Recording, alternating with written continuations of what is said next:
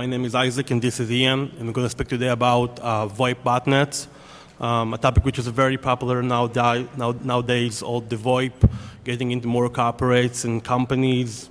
Not always people understand the risk involved with implementing VoIP and the controller associated with that.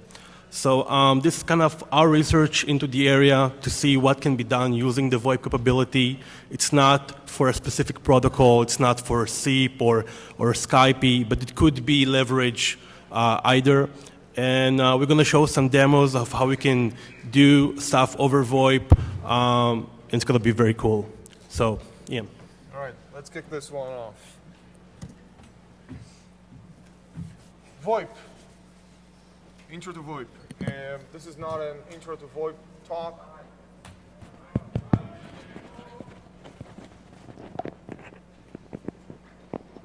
can hear my heartbeat. Can you hear me now?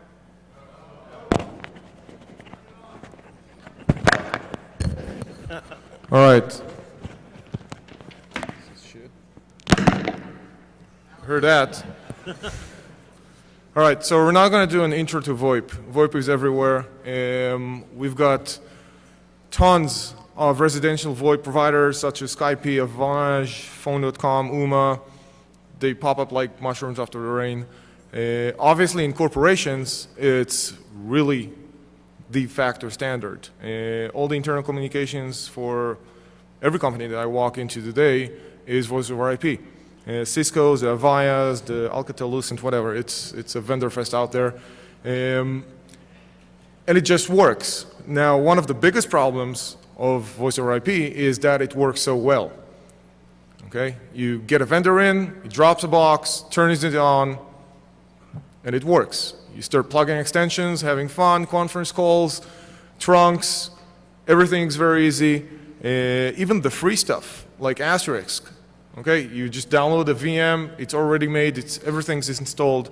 If you have a Digium card, recognizes it, trunk it out, and get a SIP provider, or just a plain old PSTN. That's the biggest problem of voice over IP in our view, because that basic configuration is just not good enough. No one takes care to actually fully utilize the capabilities that voice over IP provides you in terms of security. We're not saying that voice over IP is really fucked up. It's just kind of, and people just don't care because it just works. SIP is the protocol that we like to play around with. Anyone here that doesn't know how HTTP works? Get out. All right, so if you know HTTP, you basically know SIP. All right, it's a request response protocol. Forget the fancy graphics behind me. It's really simple. If you want to, again, read more about it, Google it, because this is not an intro to SIP talk either. So what's new with voice over IP and security? Let's dig in. We're going to talk about two issues or two areas of research that we've been digging into. First one is voice over IP as a getaway car. We'll see some interesting techniques that relate more to data exfiltration and back channels, and see how voice over IP can be utilized to do that and how people are doing that. And the second topic, which is really cool, is voice over IP botnets. We're going to see how voice over IP can be used as a command control channel to message between a bot master and a lot of bots. So let's start off with a getaway car. So voice over IP can traverse firewalls very easily. All right? That's by design. It can pierce NATs, it can go over PSTN if you're in a confined environment, let's say, of a very secure network that doesn't have an internet connection but has a VoIP network on top of it. There is some PSTN line that allows that voice over IP network to go out and make calls and receive calls from the outside world. And on top of that, no one really looks at voice over IP. Okay? You're really looking hard at your web traffic and email traffic because you've learned that all the bad stuff is there. Okay? That's where all the lulls are. Voice over IP is kind of just works. which means you can exfiltrate. Okay? You don't have to go through the hoops of transcoding your data and modifying it and encrypting it and trying to hide it and kind of sift it, drip it a little bit by bit to avoid pesky stuff like DLP and stuff like that. You can just use voice over IP to push the data out. Second topic, voice botnets. We're kind of rushing through this to get to the meaty stuff. And also because the demo is really prone not to work. It worked, what, twice at the office? Yeah. That was like 6 months ago? Yeah, okay. Yeah, it bailed on us at B-side, so we're really hoping, and we gave it at a church there. So all our prayers weren't answered, so hopefully this is going to be a little better. So voice over IP botnet. Basically take your good old standard botnet, disconnect all command control channels. Okay? All the bot hunters these days look for specific communication. They look for IRC, for HTTP. They're looking for specific domains that host all those command control servers, and they're doing a phenomenal job. I know that. I'm dealing with that on a daily basis sometimes. So disconnect all those command control channels that everyone is looking at and replace with VoIP. Okay, simple so far, everyone on the same page. And, you know, you get a command control channel that's fully mobilized. Net piercing, no problems in terms of, you know, running through different networks. It looks really legit. Okay, because it's voice over IP traffic, and we've established that no one really looks at voice over IP traffic. And worst come to worst, you'll see some phone calls coming in and out, and some discussions or sounds going over those phone calls if you really care to listen up to them. And it's really harder to pick into. Again, if you do start looking at the actual communication, you need to start deciphering what's going on over RTP and other streaming H323, whatever, and start buffering it, decoding it, figuring out what the hell is going on there, because we're not talking about actual data, we're talking about sound. So this is all streamed.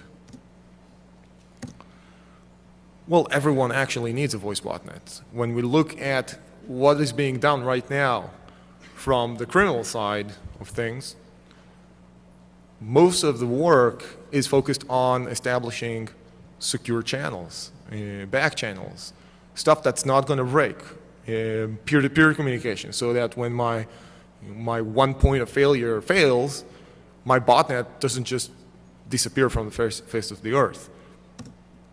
The botmaster is literally more mobile using a voice over IP channel, because you can actually walk around with a cell phone or pop into some phone booth, dial a number, and connect to your botnet and issue commands.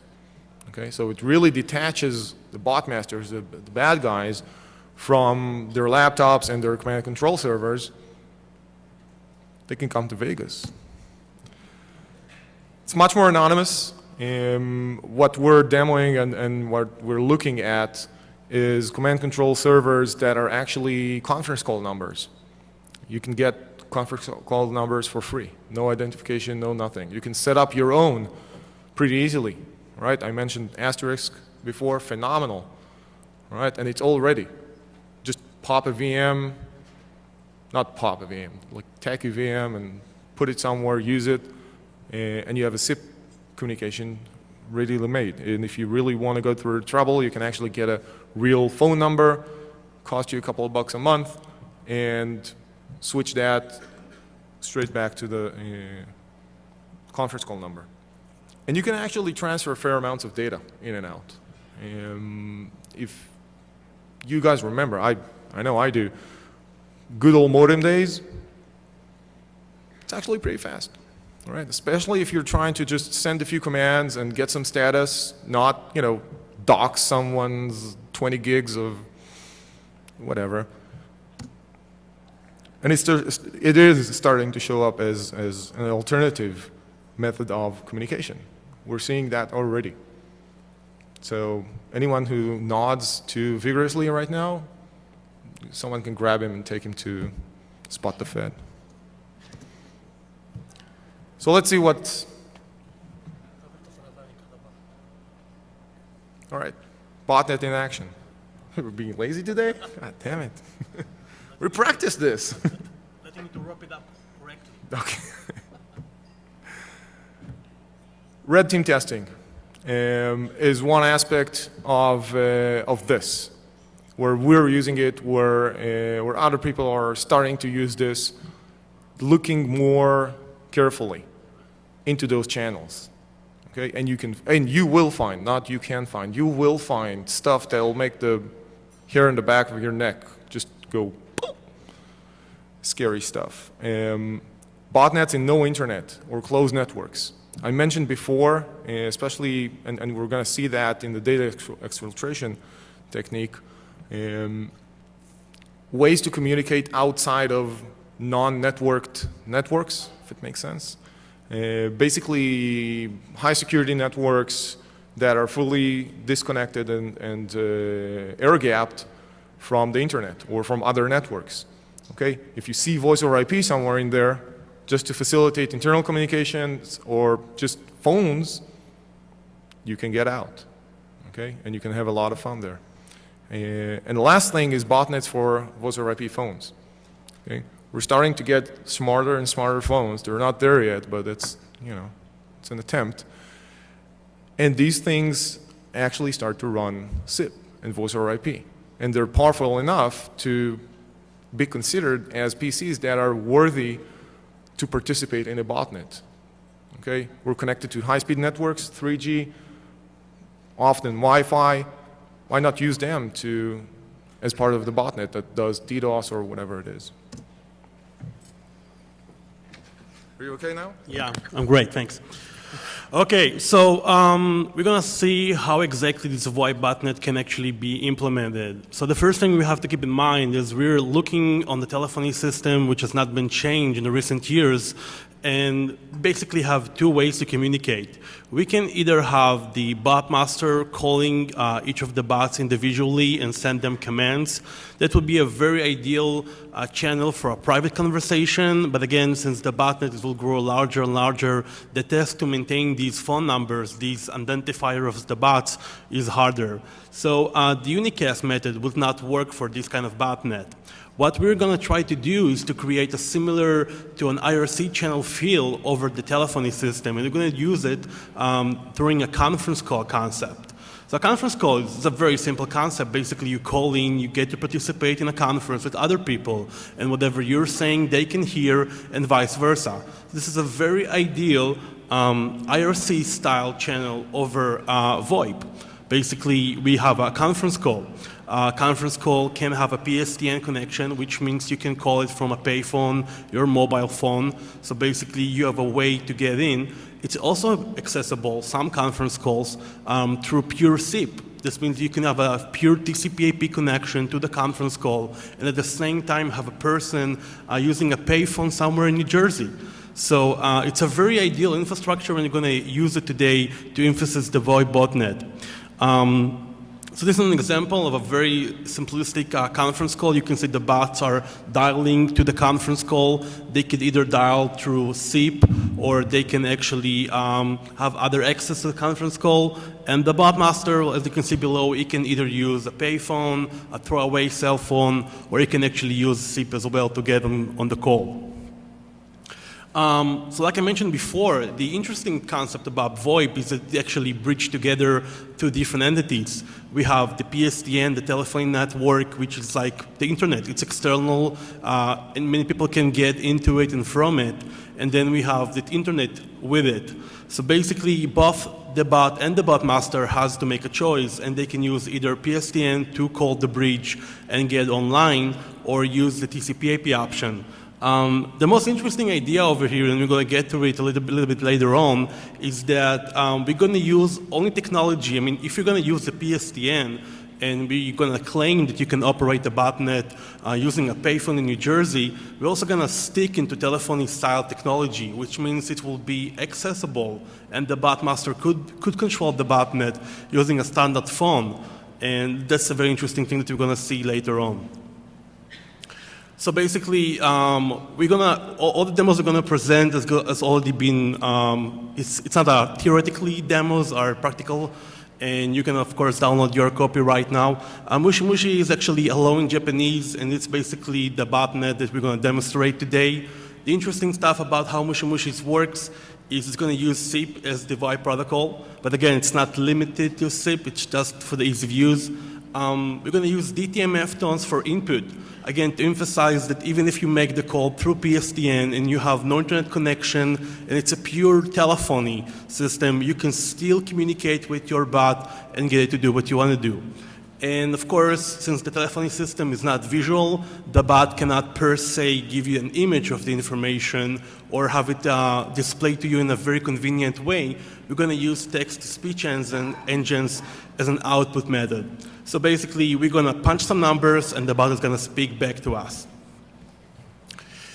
Okay, so DTMF is just one of the ways that you can communicate over the phones. The reason why we choose DTMF is because it's a standard.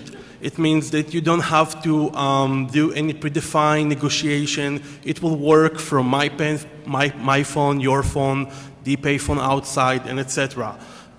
This means that actually the bot can be communicated with from any phone that has DTMF tones in it.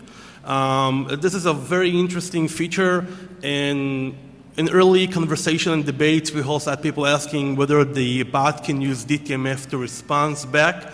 Well, the answer is yes, the bot could use DTMF to response to the botmaster. However, that's not going to be graphically visualized on the botmaster phone. So he will have to use a special software to decode it back. Now, I know on iPhone and Android, there's tons of software like that, apps that do it for you. But then again, it's not generic and it won't work from a payphone. But yes, it is possible to do DTMF both ways.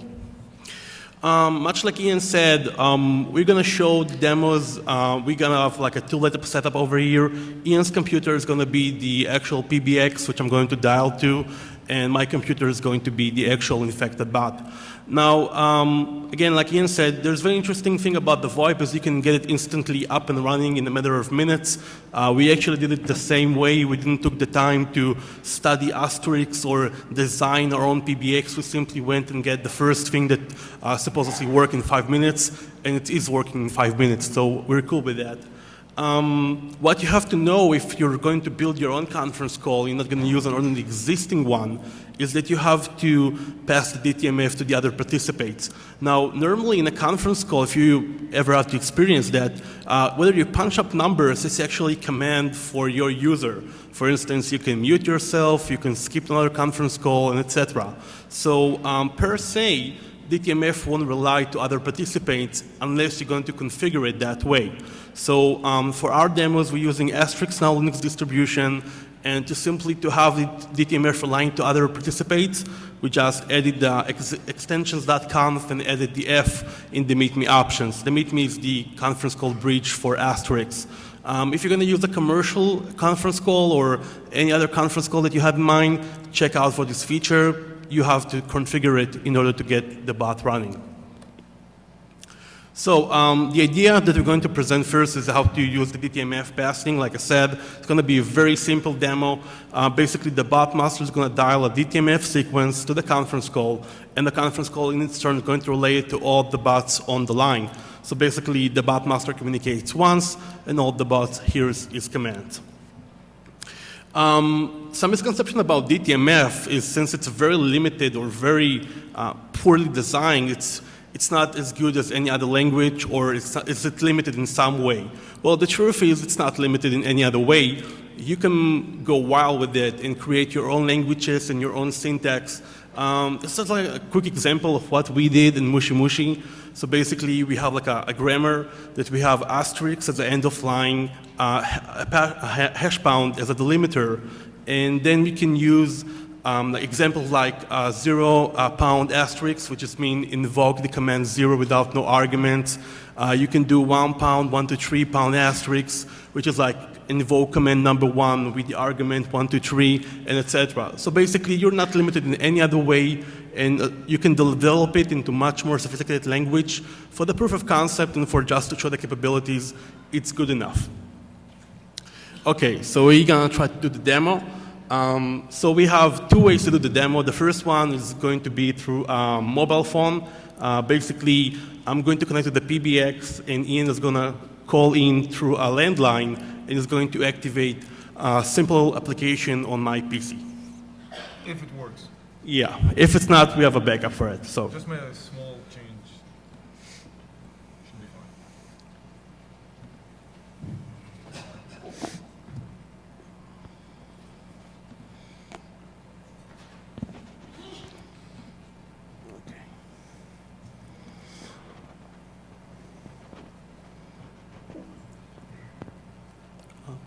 You are currently the only person in this conference. Alright, so I'm on the conference. okay, I'm going to dial in right now. And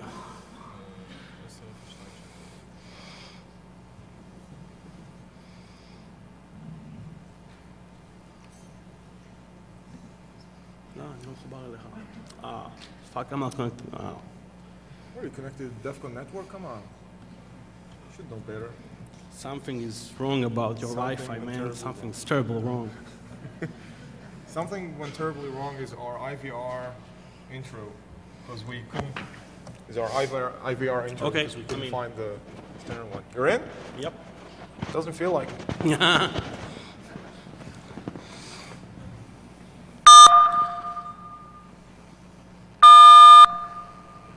Come on. Let me try to drop off the call and try again. All right, let's try again. Just a second. Okay. What's that job?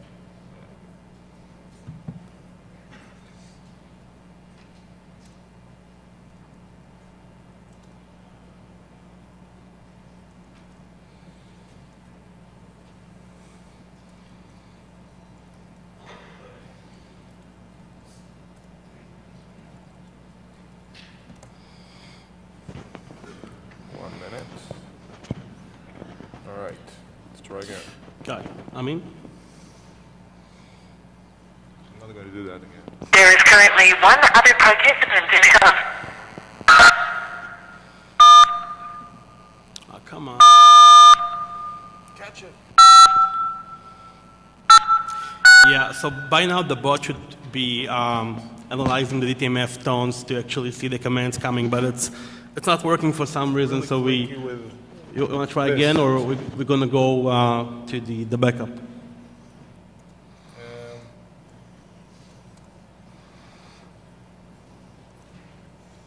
Let's try one more time. Yeah, we'll give it one more shot, and then we have like the soft phone PBA, the soft phone demo, which The soft one works. yeah. Okay. Sorry?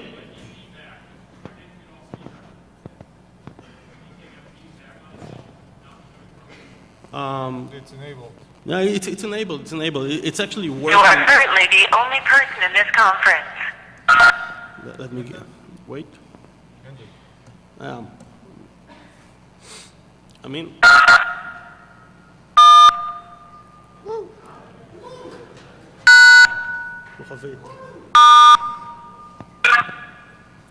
Oh wait, that was supposed to be 0. Ah, shit. Okay, okay. Seriously.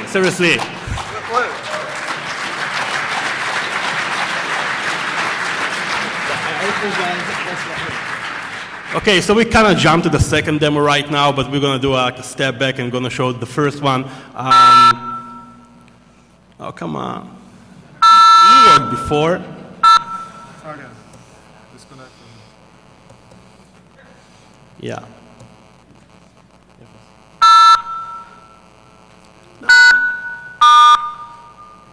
No, 1-0. Everything is I echo. did 1-0. No. Try Yeah, again. that's the problem with live demos. One last. Yeah, we're going to do it. FS. Okay, so right about now, X size should pop up in my left corner of the screen. Here we go. All right.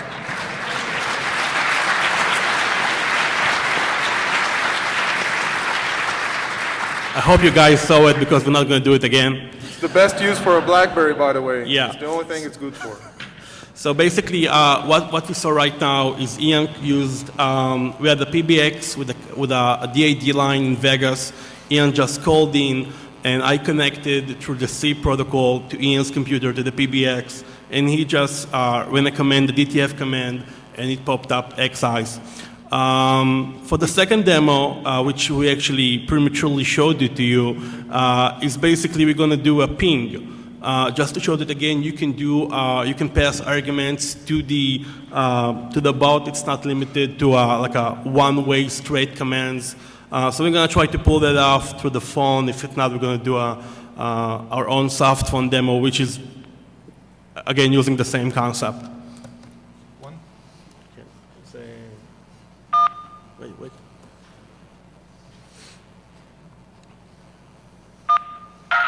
כוכבי, 127, סולמית, 0, סולמית. I think somebody got dropped off the call. Can we try again real quick? You dropped. I did not drop off the call. Come on, try again. Are you in?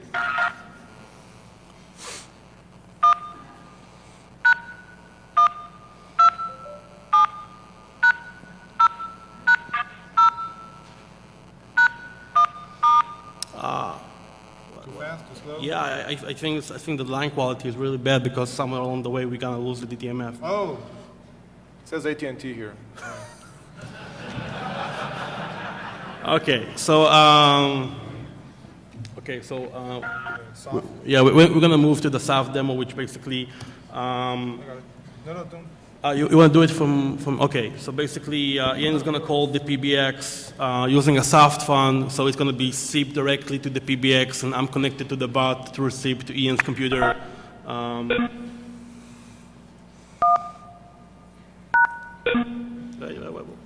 I don't see traction. Come on, You good? nothing shows.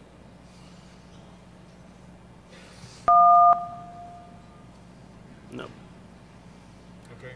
You want to do yours? Okay, let's try to do mine. We're showing some fade. Kind of worked. Well, it worked the first time. Yeah.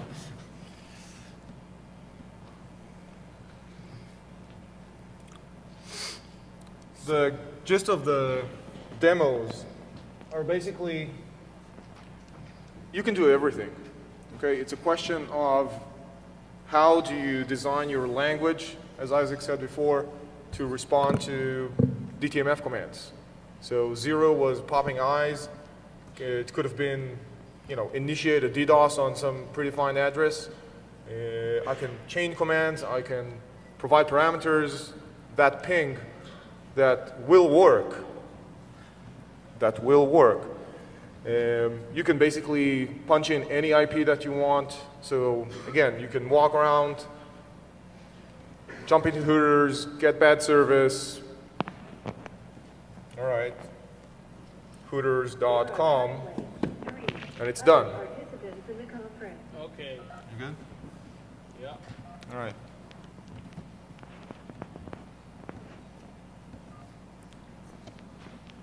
What the? Okay, so it's working from a landline, but it's not working from the soft version. Awesome. Yeah. Okay. So You connected to mine? yeah, I'm connected to it. So I'm gonna try to shoot up mine. Wanna do your demo? Okay. While Isaac is setting up another VM with asterisk, we're going to switch over and do a quick talk a little bit about data exfiltration, which is the second part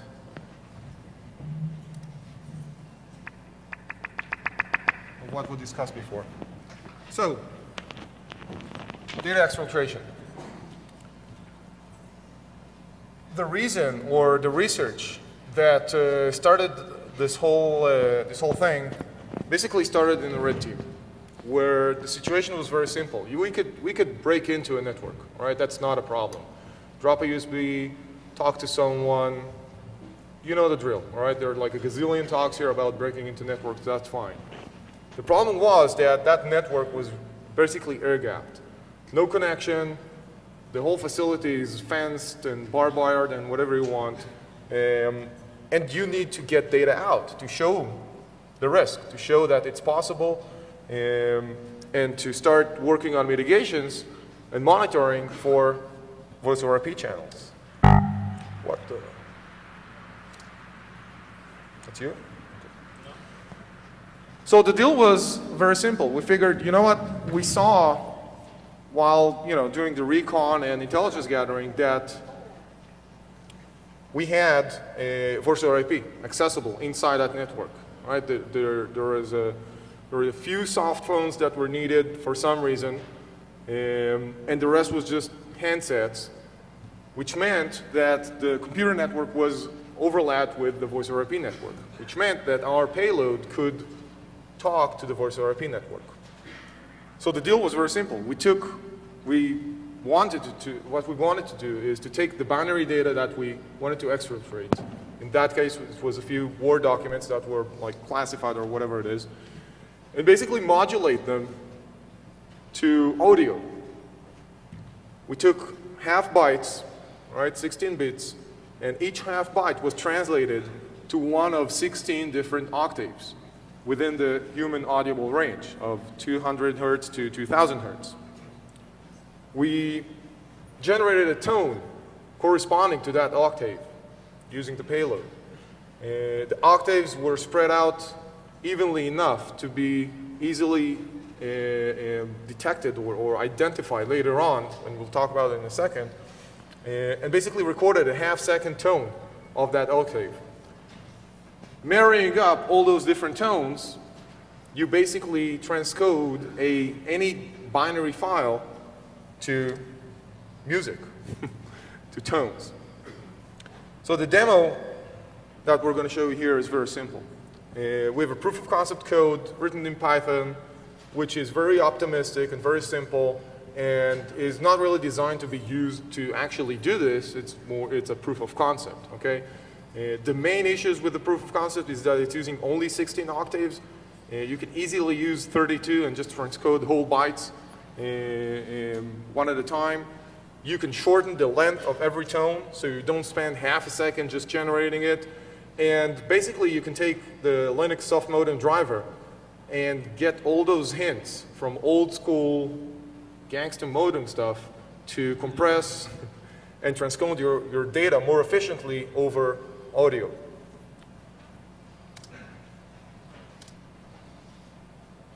So here we go. Proof of concept is called, first of all, we have a message, all right? In this case, it's message.txt, some secret files, blah, blah, blah, blah, blah. The Python script is data to sound. We're taking an input of message.txt and an output of sound.wave. We're assuring that the file that we just generated is indeed a riff, a wave file, and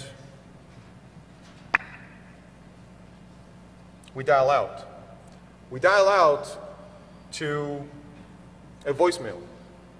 In this case, and my usual preference is Google Voice, because you can get on email when you have a voicemail, and you can get an MP3 of that voicemail. It's just super easy to use.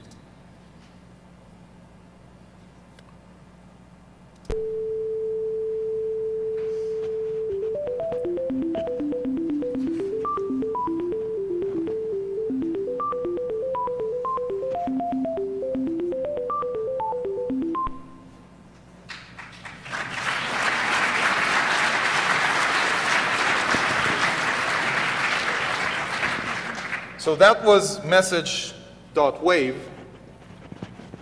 At that point, we've got some music playing in our voicemail. We download that MP3, transform it to wave because my Python skills don't allow me to use MP3s.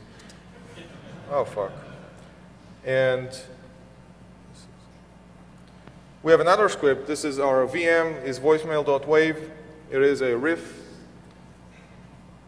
The second part of the proof of concept is basically sound to data with an input of vm.wave, an output of output.file. We see that the file type is indeed ASCII, just the one we sent, and secrets.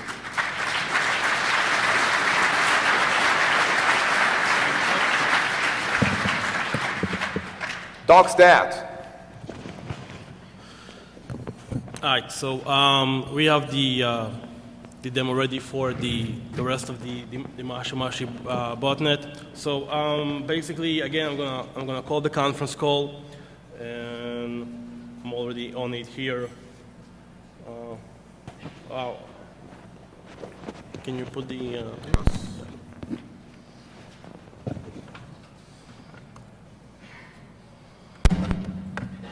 Why do you have two holes?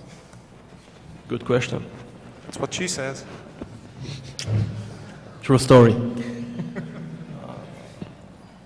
All right, so we're going to dial the conference call. We're going to use this lovely soft phone to show how we're going to do more than just a one-time command.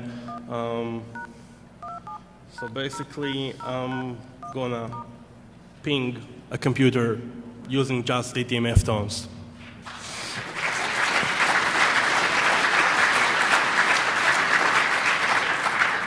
So that's a really quick way if somebody was thinking about an out-of-service and whether it's possible over using via botnets. It's network problem tracking. Yeah. Really? Thank you. Oh, yeah. Yeah, that's not going to work.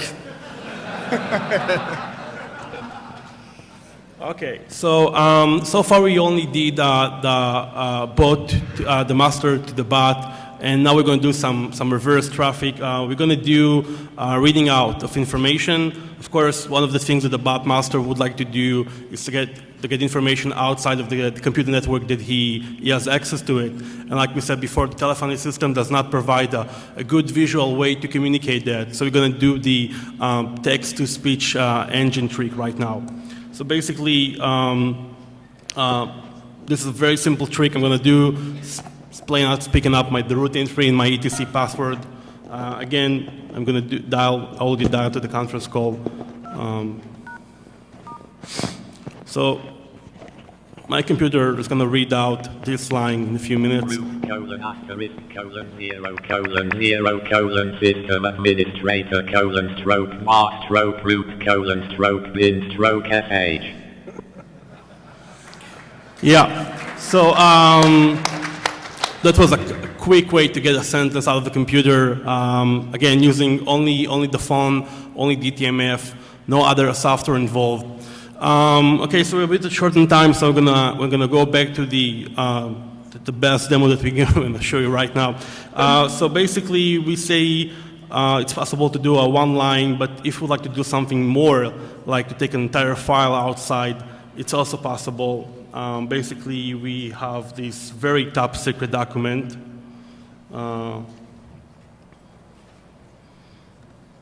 As you can see, highly sensitive and confidential.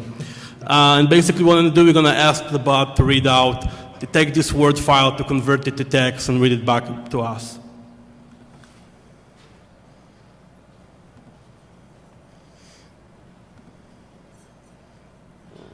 I'll do that.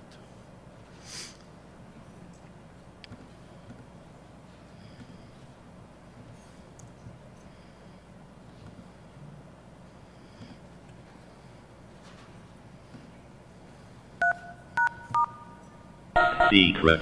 Some company statement for 2011. We made a $Y million and we're expected to do X more dollars.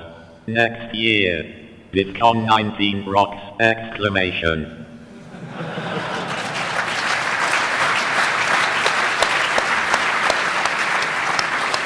Thank you.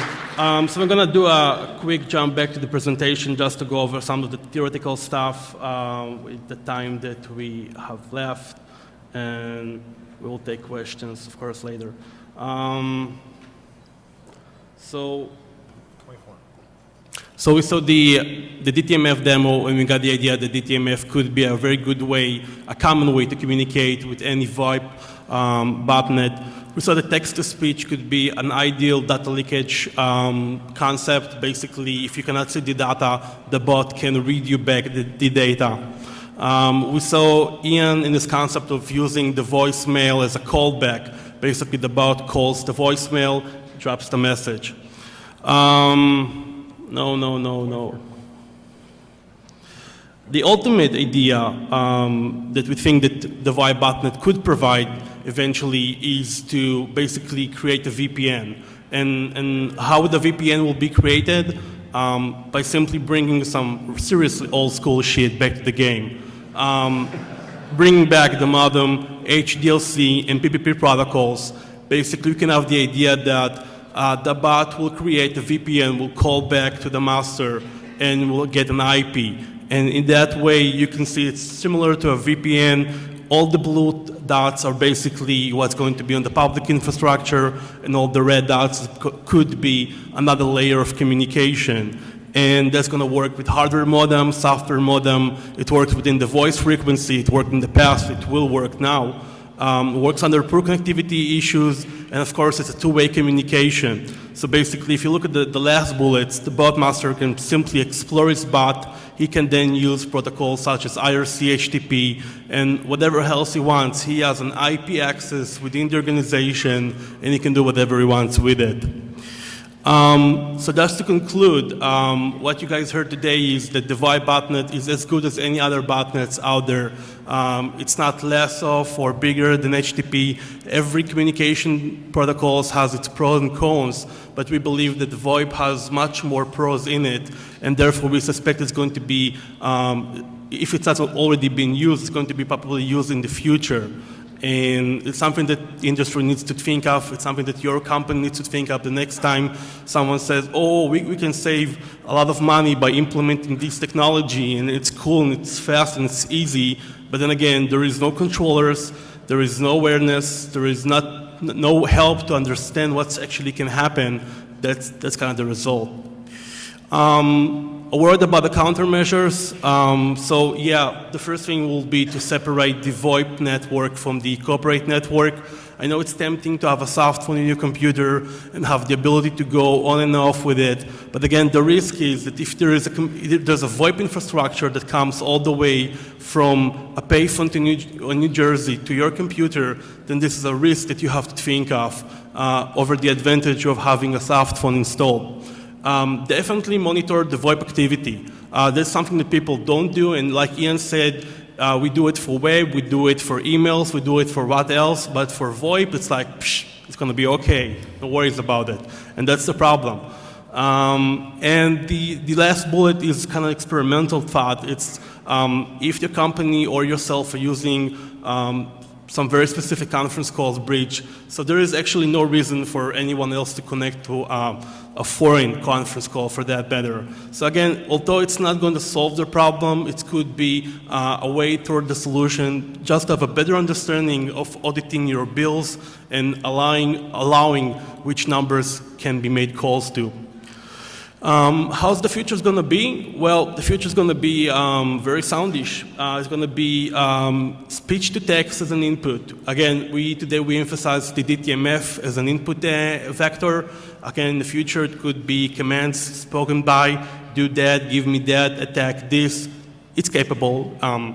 We have the mobile angle, which basically going through SMS gateways and basically get visual appearance. The bot can text you, you can text him back. And some of the going back, basically one way to get a screenshot, which is a very interesting vector, is basically have the bot taking a screenshot and then communicate it as a fax. So you can basically have a screenshot of the computer that you're looking at through the fax. And of course, for the internal VPN stack communication, bringing back the modern protocols and these protocol communication. That's about it. That's it. Let's go.